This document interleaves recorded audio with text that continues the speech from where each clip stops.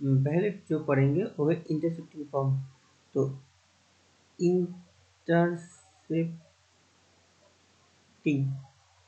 Intercepting form क्या है वो हमें जानना है। तो सोचो, this is x axis and y axis. तो एक लाइन है, स्ट्रेट लाइन है, ऐसे कट के गया है। तो रेड वाला हमारा स्ट्रेट लाइन है। तो this portion is called x intercept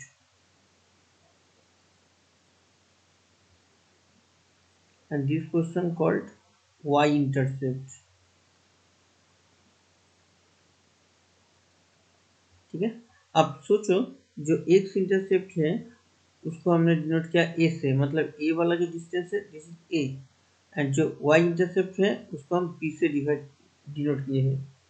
तो इस लाइन का इक्वेशन क्या होगा तब?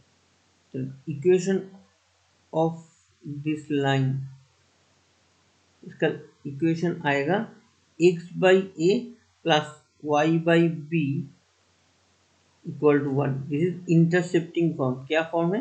Intercepting form. इससे हमें क्या क्या मिलता है? इससे हमें मिल जाएगा कि अगर x के नीचे a रहा, मतलब x इंटरसेप्ट क्या कितना है? ये मतलब मुझे पता चल गया कि ये वाला जो स्ट्रेट लाइन है x एक्सिस को कहाँ पर कट करेगा? a, 0 पॉइंट पे कट करेगा, और y एक्सिस को कहाँ पर कट करेगा? 0, b पे कट करेगा। तो एग्जाम्पल के लिए हम समझ लेते हैं। सोचो कोई लाइन है 2x plus 3y equal to 6।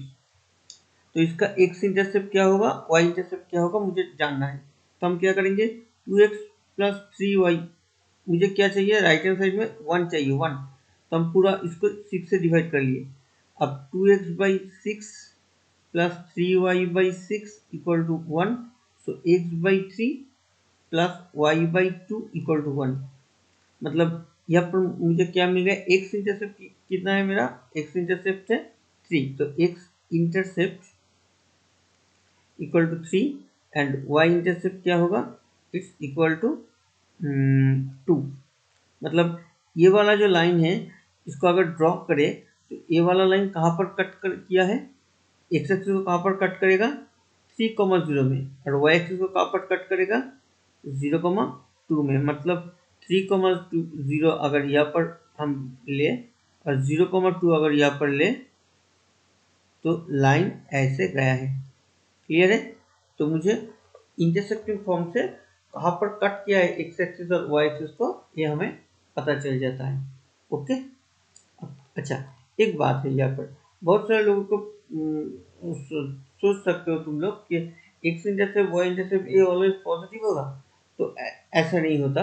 Example एक देख लेते हैं। देखो, सोचो ये वाला इक्वेशन जो 3x प्लस 6y था प्लस 6 इक्वल टू 0, अगर ऐसा होता तो कैसा होता कैलकुलेशन?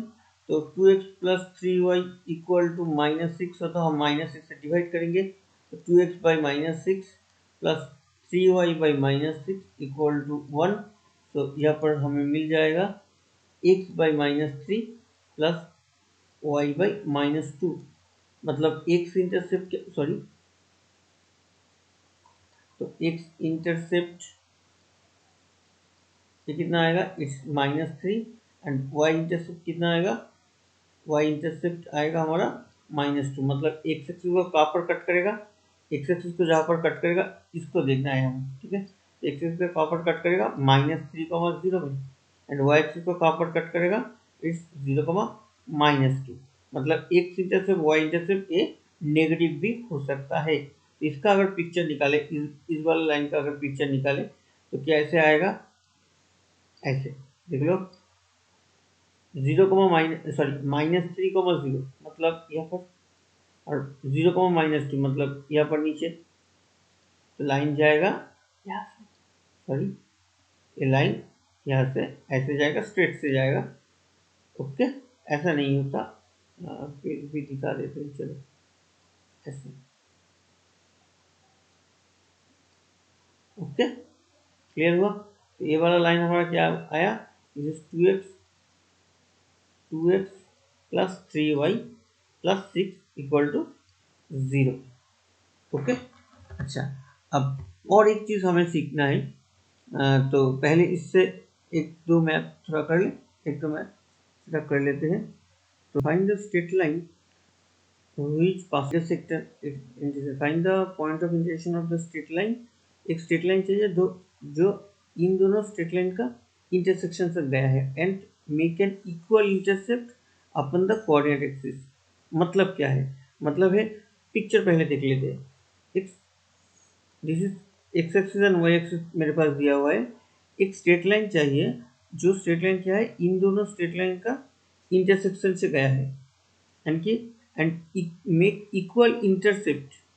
याद रखना, equal intercept upon the coordinate, मतलब कोऑर्डिनेट के ऊपर, मतलब यहाँ पर इक्वल इंटरसेप्ट मतलब जो लाइन है हमारा, वो वाला लाइन ऐसे स्ट्रेट कोई लाइन है जिसका ये वाला पोर्शन एंड ये वाला पोर्शन इक्वल है upon the x axis, upon the coordinate axis मतलब ऊपर, मतलब फर्स्ट कोऑर्डिनेट में कहा गया है। ओके, अच्छा ये वाला लाइन है। अब ये वाला लाइन, तो ये मेरा रिक्वायर्ड लाइन है ब्लैक वाला, एंड कौन कौन सा, ये दोनों जो लाइन था इन दोनों का इंटरसेक्शन से गया है, तो वो दोनों लाइन को हम समझ सकते हैं।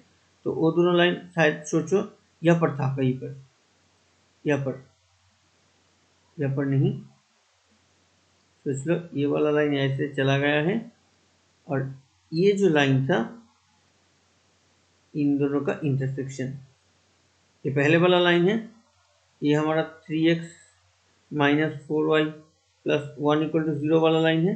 और ये सेकेंड वाला जो ये वाला लाइन कौन सा है, 5x plus y minus 1 equal to 0। तो इन दोनों लाइन का इंटरसेक्शन से ये वाला ब्लैक वाला लाइन गया है, जो लाइन क्या है, मेक्स एन इक्वल इंटरसेप्ट। मतलब यहाँ पर जो इंटरसेप्ट, मतलब ये जो डिस्टेंस होगा और ये जो डिस्टेंस होगा, ये दोनों डिस्टेंस इक्वल होगा। ओके, क्लियर है?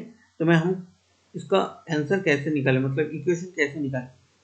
तो हमारे पास जो इंफॉर्मेशन है वहां से पता चल रहा है कि दो चीज देखो। एक चीज है, ये जो रिक्वायर्ड लाइन है वो इन दोनों का पॉइंट ऑफ इंटरसेक्शन से गया है, मतलब इसके जो रिक्वायर्ड लाइन है इसके ऊपर एक पॉइंट मुझे मिल गया।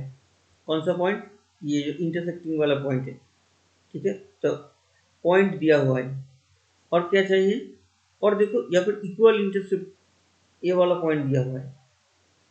तो 1 नंबर और 2 नंबर, 2 पॉइंट यहाँ पर दिया हुआ है, इसको मुझे यूज करना है। ओके, तो हम क्या करेंगे, पहले एक काम करते हैं, पहले सेकंड पार्ट से शुरू करते हैं। Make an equal intercept upon the coordinate axis. एक आ गया है तो हम लिख लेते हैं, let the equation of the line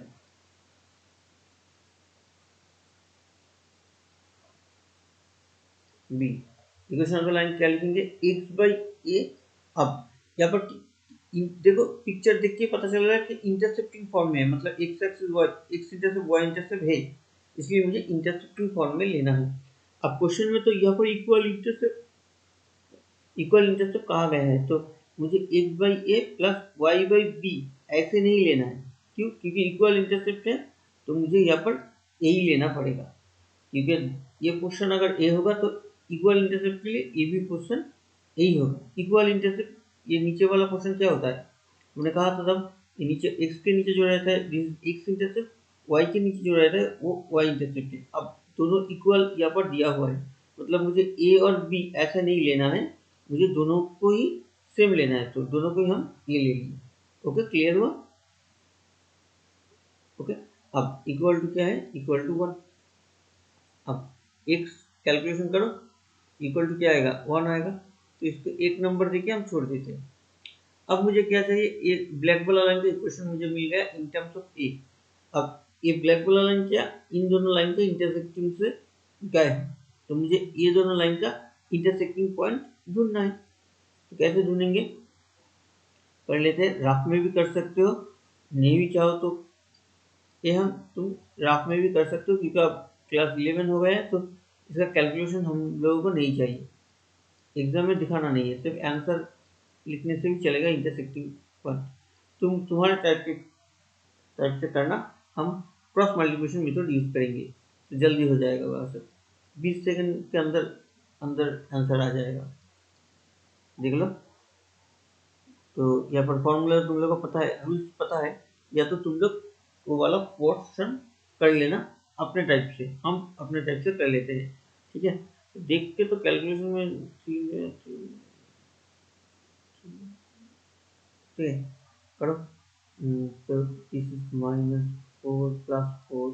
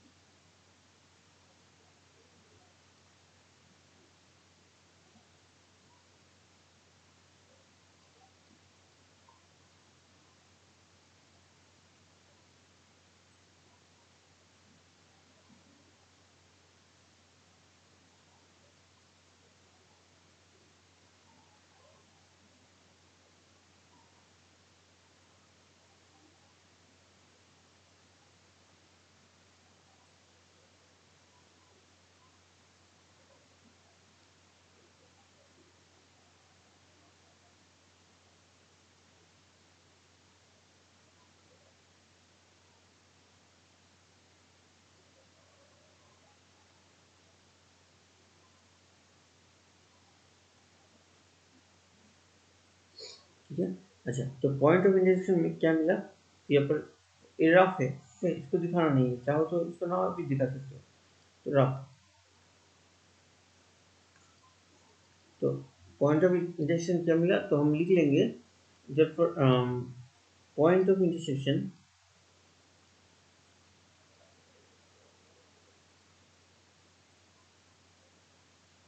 of कौन दोनों लाइन, वो वाला दो line, intersection of x - 4y + 1 = 0 and 5x + y - 1 = 0 is कौन सा, क्या क्या है हमारा, 3/23, 8/23, 3/23, 8/23,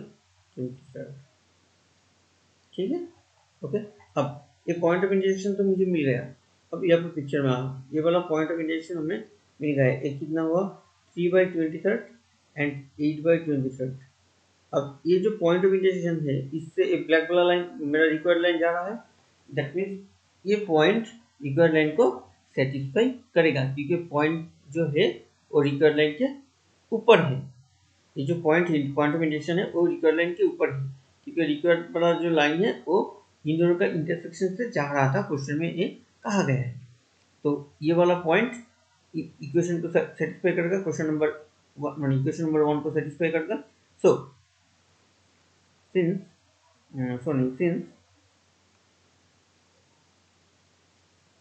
since line 1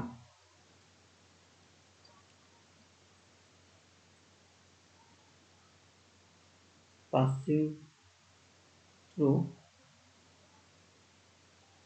कौन सा 3,23 and 8,23, so therefore 3,23 plus 8/23 equal to ए। क्यों, ये इस पॉइंट से जा रहा है तो पॉइंट इसको सेटिस्फाई करेगा, तो यहाँ पर हम एक्स एंड वाई की जगह ए वैल्यू को बिठा दिए, तो यहाँ पर मुझे आ जाएगा ए इक्वल टू 11/23। ओके, अब मुझे ए मिल गया, सो therefore required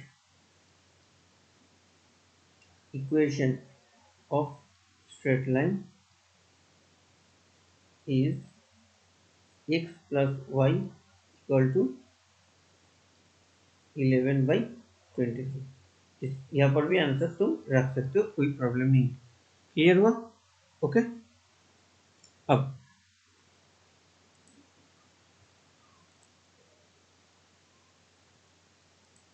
अच्छा, ठीक है, अब कर लेते हैं ओरिजिन से डिस्टेंस, डिस्टेंस फ्रॉम ओरिजिन, ठीक है। तो सॉरी नहीं, डिस्टेंस फ्रॉम ओरिजिन नहीं, कोई भी पॉइंट से एक स्ट्रेट लाइन के बीच में जो डिस्टेंस होता है उसको हम कैलकुलेट करेंगे। तो सोचिए एक स्ट्रेट लाइन है, सोचिए ऐसा है straight line ax plus by plus c equal to 0 and point यहाँ पर दिया हुआ है, सोचो पॉइंट वो वाला पॉइंट है x1 y1। अब मुझे ए वाला डिस्टेंस चाहिए, यहाँ से यहाँ तक डिस्टेंस, परपेंडिकुलर डिस्टेंस, मतलब यहाँ पर 90 डिग्री है। तो ये वाला जो परपेंडिकुलर डिस्टेंस, इसको हम p पकड़ लेते हैं। तो p का वैल्यू क्या आएगा? बहुत सिंपल है, जस्ट इस पॉइंट को इसके ऊपर बिठाना है। फॉर्मूला का प्रूफ है, हमें वो चाहिए नहीं। By root over of x का कोएफिशिएंट, मतलब x का कोएफिशिएंट a, तो इसका स्क्वायर, एंड y का कोएफिशिएंट b, मतलब b का स्क्वायर। अब ऊपर एक मॉड रहेगा। मॉड हमने पहले भी डिस्कस किया था लिमिट वाला चैप्टर में। मॉड मतलब क्या? ये क्या करेगा, अंदर कोई नेगेटिव, अगर माइनस मॉड ऑफ 3 होगा तो अल्टीमेटली वो 3 देगा, मतलब एब्सोल्यूट वैल्यू को देता है, नेगेटिव जो साइन होता है उसको छोड़ देता है। तो इसलिए, क्योंकि यहाँ पर डिस्टेंस है, डिस्टेंस कभी भी नेगेटिव नहीं हो सकता। अगर कैलकुलेशन करते करते अंदर वाला क्वेश्चन कभी नेगेटिव आ जाए, उसको पॉजिटिव में कन्वर्ट करने के लिए यहाँ पर मॉड दिया हुआ है। ओके, फॉर्मूला में पहले से ही है। क्लियर हुआ? ठीक है, इसको तुम लोगों को लिख के रखना है। ओके, अब नेक्स्ट, तो इसको यूज करके हम एक मैथ कर लेते हैं। देखो, the perpendicular distance of the straight line this from origin is 2 unit, ये दिया हुआ है। तो find the value of m, मुझे एम चाहिए। Perpendicular distance from the straight line from the origin, origin मतलब 0,0। तो 0,0 से इस स्ट्रेट लाइन का जो डिस्टेंस है वो कितना है? 2 यूनिट दिया हुआ है। सो हम लिख सकते हैं A T Q according to the question. उससे हमें क्या मिल जाएगा? मिल जाएगा क्या? ओरिजिन से इस लाइन का डिस्टेंस। तो ओरिजिन से इस लाइन का डिस्टेंस कैसे निकालें? तो पहले ओरिजिन को यहाँ पर बिठा देते हैं, 3 × 0। अभी अभी फॉर्मूला यहाँ पर हमने डिस्कस किया था। जो पॉइंट जो होता है वो लाइन के ऊपर बैठ जाएगा, मतलब x की जगह x1, y की जगह y1, और नीचे x और y का कोएफिशिएंट। यहाँ पर भी x की जगह पॉइंट कितना है मेरा, यहाँ पर x1 कितना है 0, y1 कितना है 0, तो बैठ जाएगा 4 × 0 plus m by root over x का कोएफिशिएंट, मतलब 3 का स्क्वायर, एंड y का कोएफिशिएंट 4, ऊपर मॉड रहेगा। ये कितना होगा? इक्वल टू 2, क्योंकि क्वेश्चन में दिया हुआ है। अब इसका कैलकुलेशन हम लोग को करना है, तो कर लेते हैं। तो नीचे देखो हमारा 5 आएगा, ऊपर कैलकुलेशन करोगे तो सिर्फ मॉड 5 आए, मॉड आएगा। तो दिस इज 2, तो मॉड एम कितना होगा? इट्स 10।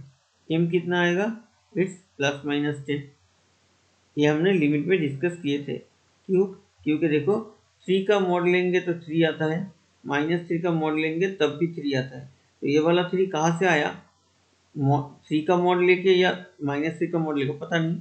सो दैट्स वाई अगर मॉड x इक्वल टू 3 होता है तो ये अंदर वाला क्वेश्चन 3 भी हो सकता है, तब भी मुझे मेरा 3 भी निकलेगा। अंदर वाला क्वेश्चन नेगेटिव -3 होगा तो तब भी 3 निकलेगा। So mod x equal to 3 imply करेगा always x equal to ±3।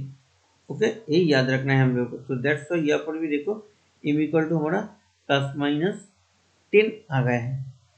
Okay, अब क्या चाहिए था? एम ही चाहिए था, तो ये मेरा आंसर आ गया। ओके, अब तुम लोग, तुम्हारा बुक में क्वेश्चन नंबर 18 देख सकते हो। ये है शॉर्ट आंसर टाइप क्वेश्चन का।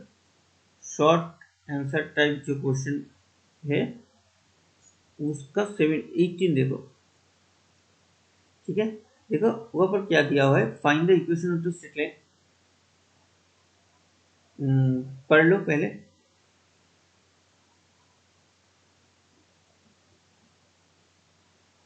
कर लिए? ओके, तो वो वाला मैथ शायद तुम लोग कर पाओगे क्योंकि सेम है, सिर्फ एक लाइन वहाँ पर दिया हुआ है, तो हम उसको डिस्कस कर लेते हैं। Find the equation of the straight line which makes intercept on the axis equal in magnitude but opposite in sign. यहाँ पर दिया हुआ है, देखो फिर से देखो, equal in magnitude and opposite in sign, मतलब इक्वल मैग्नीट्यूड तो होगा बट ऑपोजिट इन साइन, मतलब यहाँ पर ये दोनों इक्वल है बट ऑपोजिट इन साइन नहीं है, क्योंकि ये वाला भी पॉजिटिव में है, ये वाला भी पॉजिटिव है, मतलब पिक्चर ऐसा होगा नहीं। तो कैसा पिक्चर होगा? पिक्चर होगा ऐसे, ऐसा हो सकता है, या तो ऐसा हो सकता है। क्यों? क्योंकि देखो ये वाला पॉजिटिव है, मतलब वाई इंटरसेप्ट जो पॉजिटिव है, बट एक्स इंटरसेप्ट नेगेटिव में है, क्योंकि यहाँ पर तो नेगेटिव पॉइंट है ना। नेगेटिव कितना होगा, -3,0 ऐसा होगा पॉइंट। मतलब ये वाला पोर्शन नेगेटिव है, मतलब एक्स पॉजिटिव है but why, sorry, x negative है बट वाई पॉजिटिव है। अगर इसको ना लेके हम नीचे वाला ले लेते इसको, फिर भी देखो यहाँ पर एक्स पॉजिटिव है, एक्स इंटरसेप्ट पॉजिटिव है बट वाई इंटरसेप्ट नीचे है, मतलब वो नेगेटिव में है। क्लियर हुआ? तो ऐसे लेना है, तो मुझे एक्स इक्वेशन कैसे लेना है, तो let equation of the line be x by A Y by same but opposite in sign, so minus है, ऐसे लेना है। तो नेक्स्ट लाइन पे आएगा क्या, x by a plus minus minus y by a equal to 1, that means x minus Y equal to a. Okay, clear हुआ? अब बाकी का भी तुम लोग कर पाओगे। सो दैट्स वाई ये तुम्हारा होमवर्क रहेगा। इंग्लिश पेज जिसके पास है उसका 515 पेज में। ओके, अच्छा, और कौन सा आप कर पाओगे हम लोग?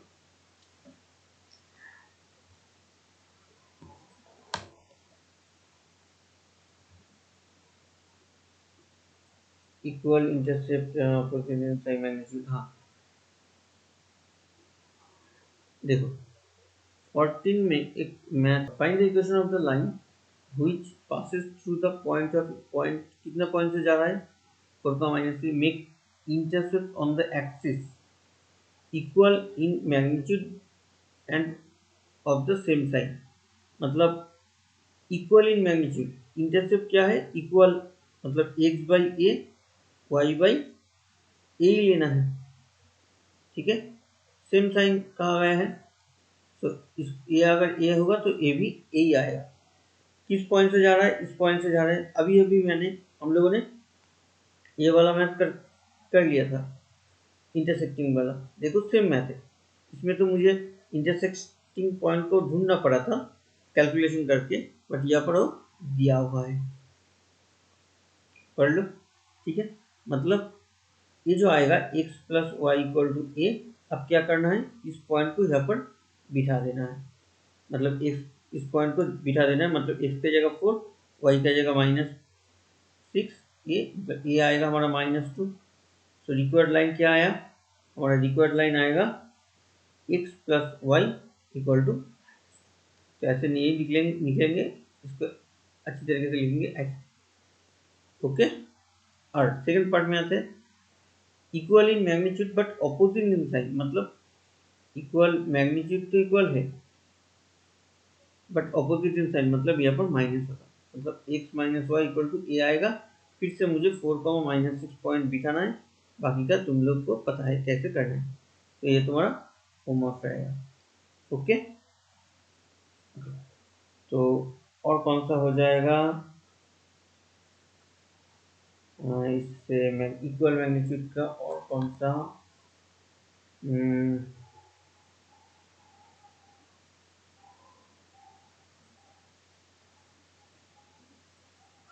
अब देखो कुछ कुछ मैथ हम डिस्कस, देखो ये वाला हो जाएगा, if the straight line this passes to the point of intersection of the line this and this।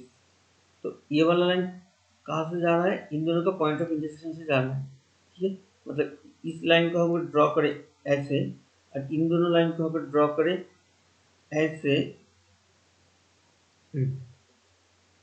तो ये वाला लाइन जो है हमारा x plus y plus 6 equal to 0, ये वाला लाइन कहाँ से जा रहा है, इन दोनों का इंटरसेक्शन से जा रहा है। तो मुझे क्या करना पड़ेगा, पहले इन दोनों का इंटरसेक्शन निकालना पड़ेगा। हमने ऊपर एक मैथ किया है, उसमें सब ये सब मैथ आ जाता है। तो इन दोनों को पहले इंटरसेक्टिंग पॉइंट निकाल लेंगे। सोचो सोचो, 2,3, तो उसके बाद क्या करना है, 2,3 इसको यहाँ पर बिठा देना है, क्योंकि इंटरसेक्टिंग पॉइंट इस लाइन के ऊपर है। तो यहाँ पर जब भी बिठाओगे तब मुझे इसका वैल्यू, ए का वैल्यू मिल जाएगा। क्लियर हुआ? ओके, अगर क्लियर नहीं हुआ तो हम बोलेंगे इस वाले मैथ को बार बार देखो, अच्छी तरीके से ए वाला मैथ समझ लो, सब सारा नीचे का मैथ इजीली समझ में आ जाएगा। देखो क्या क्या कहा है, if P1 and P2 be the length of perpendicular upon the line this and this, इन दोनों लाइन के ऊपर दो परपेंडिकुलर दिया हुआ है। कहाँ से दिया हुआ है? फ्रॉम ओरिजिन, ओरिजिन से दो परपेंडिकुलर दिया हुआ है। तो दो परपेंडिकुलर जो है दोनों ही ओरिजिन से दिया हुआ है। तो ओरिजिन से ये वाले लाइन का मतलब ये वाला लाइन अगर ऐसा हुआ, ओरिजिन यहाँ पर है, तो यहाँ से यहाँ तक जो डिस्टेंस है इसको P1 कहा गया है। ओके, एंड ये वाला जो लाइन है इसको और इसका ओरिजिन से डिस्टेंस कितना कहा गया है? P2। अब मुझे इसको कैलकुलेट करके सेटिस्फाई करना है, सो दैट बोला गया है। ठीक है, तो एक बार कर लेते हैं। तो P1 का कैलकुलेट कर लेते हैं। P1 कितना आएगा? ये वाला नीचे वाला लाइन क्या है? 4x + 3y = 5 cos alpha. ऊपर वाला पॉइंट क्या है? 0,0।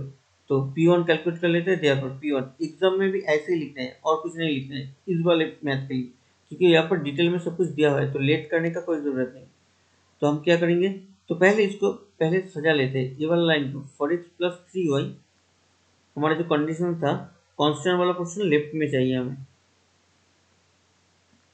क्योंकि राइट में सिर्फ 0 चाहिए, क्योंकि ओरिजिनल फॉर्मूला में ax + by + c = 0 है। ठीक है, देखो एक बार देख लेते हैं। यहाँ पर जो फॉर्मूला परपेंडिकुलर के लिए हमने लिखा था ये वाला देखो। ठीक है, सिर्फ राइट हैंड साइड में सिर्फ ओरिजिन 0 रहेगा और कुछ नहीं।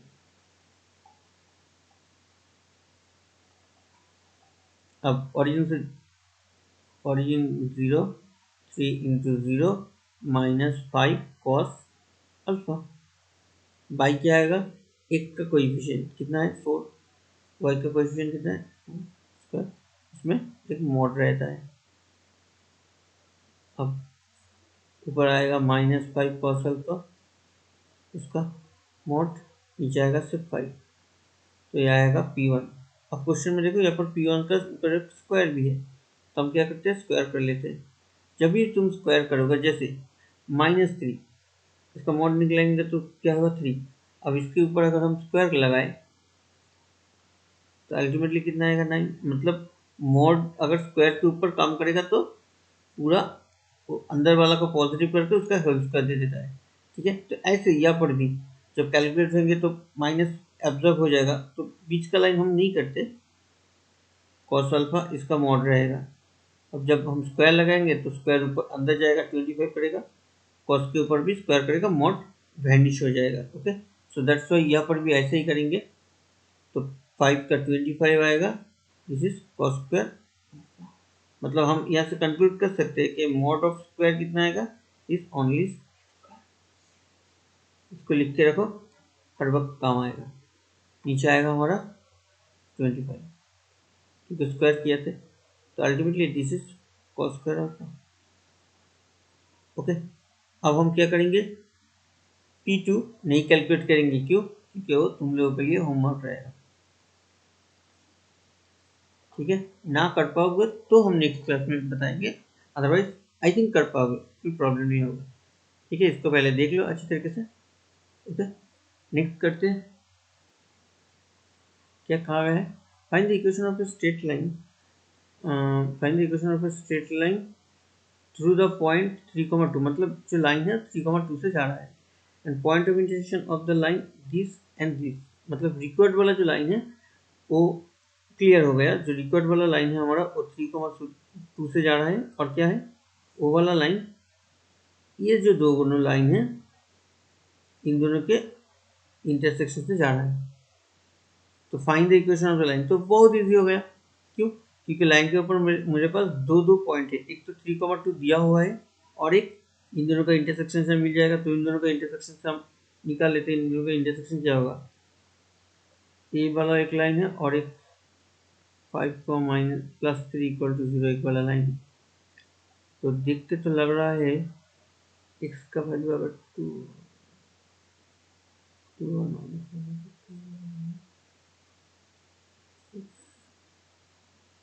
हाँ आ गया। इन दोनों को सॉल्व कर लेना तुम लोग घर में, देख के पता चल रहा है x का वैल्यू 2 ले ले दो और y का वैल्यू -1 ले लो, तभी आ जाएगा। देखो 2, हाँ -1 आ रहा है। यहाँ पर भी 2 6 -1 एक दफ़ा। ठीक है, तो हम स्टार्टिंग करेंगे कैसे? तो पहले लिख लेंगे ये सॉल्यूशन है हमारा।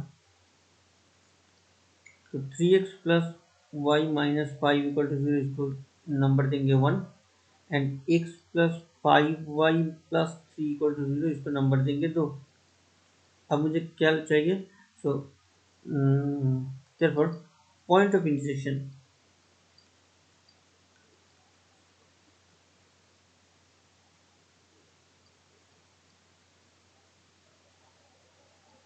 coordinates of point of intersection of 1 and 2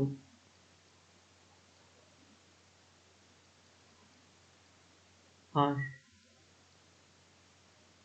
क्या होगा? 2, -1। ओके, अब रिक्वायर्ड लाइन क्या होगा? therefore equation of a line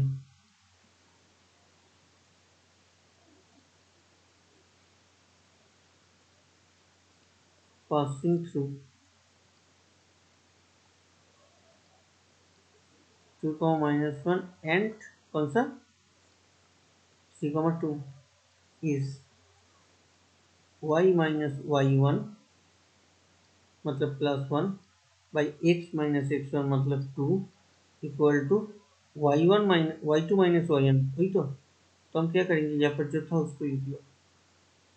अब ये तुम्हारा x2 है, ये तुम्हारा y2 है, ये हमारा x1 है, ये हमारा y1 है, तो मतलब यहाँ पर आएगा 2, यहाँ पर आएगा 3। अब कैलकुलेट कर लेते हैं, फॉर्मूला क्लियर है? y minus y1 by x minus x1 is equal to y2 minus y1 by x2 minus x1। अब इसको कैलकुलेट करो,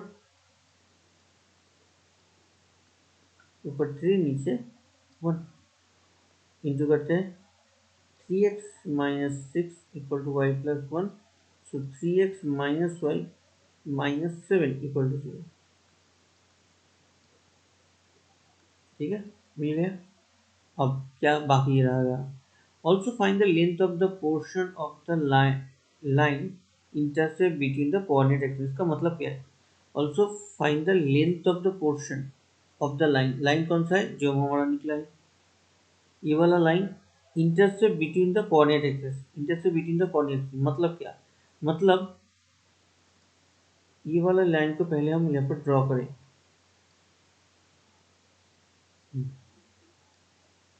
अब ये जो लाइन है, इसको अगर यहाँ पर हम प्लॉट करेंगे, कैसे प्लॉट करेंगे? पहले इसको देख लेंगे, ये एक्स एक्सिस के पास एक्स एक्सिस, इसको पहले इंटरसेप्ट फॉर्म में चाहिए मुझे। क्वेश्चन में क्या कहा गया है? ये वाला जो लाइन है, find the length of the portion of the line, line का कोई portion intercept between the coordinate axis. Coordinate axis कौन सा है? ये कोऑर्डिनेट एक्सिस है और ये कोऑर्डिनेट एक्सिस है, इन दोनों के बीच में कोई ये वाला लाइन गया है, सोचो। तो इस इन दोनों के बीच में इंटरसेप्ट मतलब इसको कहा गया है, यहाँ से यहाँ ये वाला पोर्शन है, हम लिख लेते हैं क्या है? Length of the portion. ये वाला पोर्शन को कहा जाता है length of the portion between the coordinate axis. तो इसको क्या कैसे फाइंड करेंगे? तो बहुत इजी, हम इन दोनों पॉइंट को निकालेंगे, इसको और इसको। अब इन दोनों के बीच का जो डिस्टेंस होगा वही तो हमारा रिक्वायर्ड डिस्टेंस है। ठीक है, तो इन दोनों का पॉइंट को निकालने का मतलब एक्स एक्सिस को कहाँ पर काटा है ये वाला लाइन ने, और वाई एक्सिस को कहाँ पर काटा है ये वाला लाइन ने, मुझे ढूंढना है। तो कैसे निकलेगा? तो इंटरसेक्टिंग फॉर्म में चले जाएंगे, 7 से डिवाइड करो,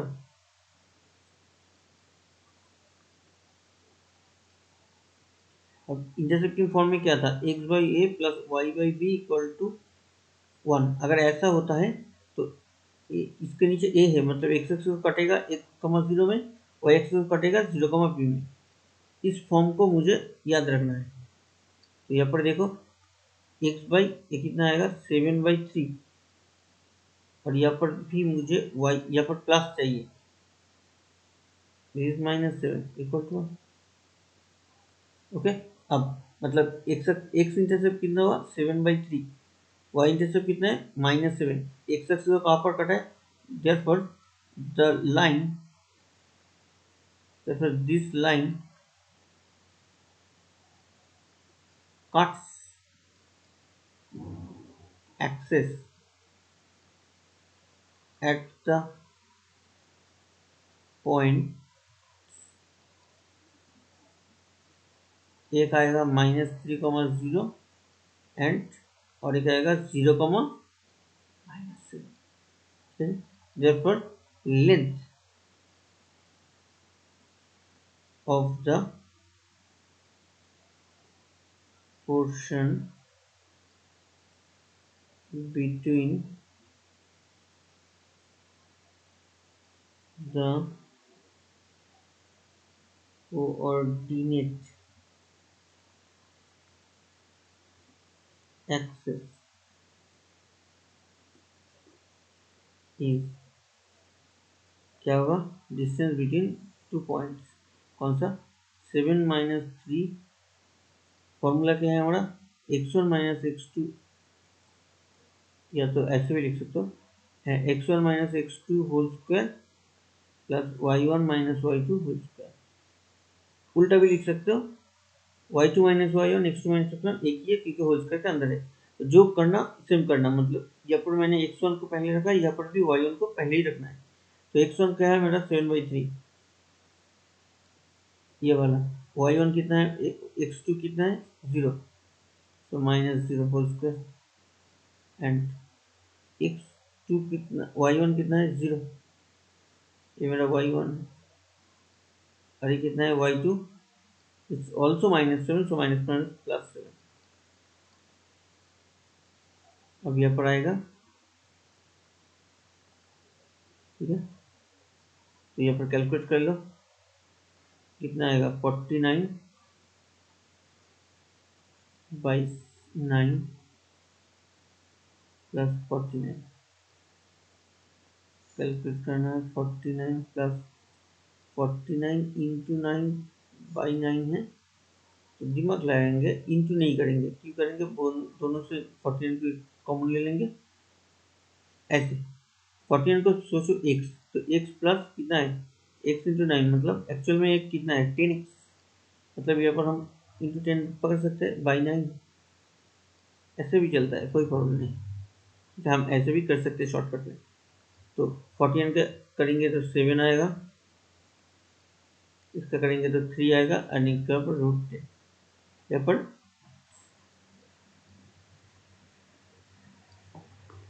ठीक है। देखो क्लियर हुआ क्या नहीं, एक बार देख लो।